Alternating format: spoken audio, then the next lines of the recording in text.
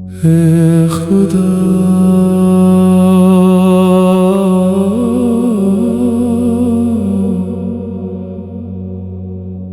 میں بے پناہ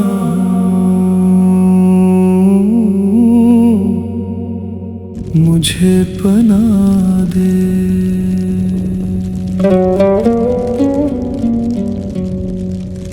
میں بے پناہ اس لیے نہیں کہ میرے پاس مکان نہیں، میں تو اپنے ہی نفس سے بے پناہ ہوں۔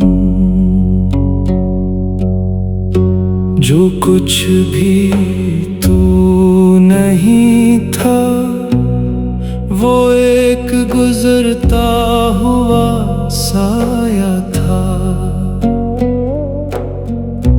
جو ہی آفتاب نکلا سب بکھر گئے۔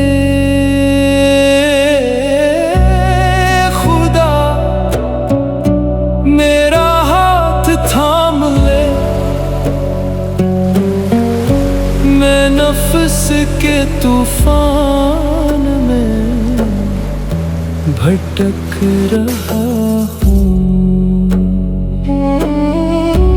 مجھے اپنے اندر چھپا لے، جیسے قطرے کو سمندر سنبھالے، اور پھر خوف کا کوئی نام باقی نہ رہے۔ خدا میں بے پناہ ہوں، مجھے پناہ دے۔ نہ دیواروں میں نہ نامردوں کے گھروں میں، بلکہ اپنی حضوری کی آغوش میں، اپنے ہی گھر میں۔ اے خدا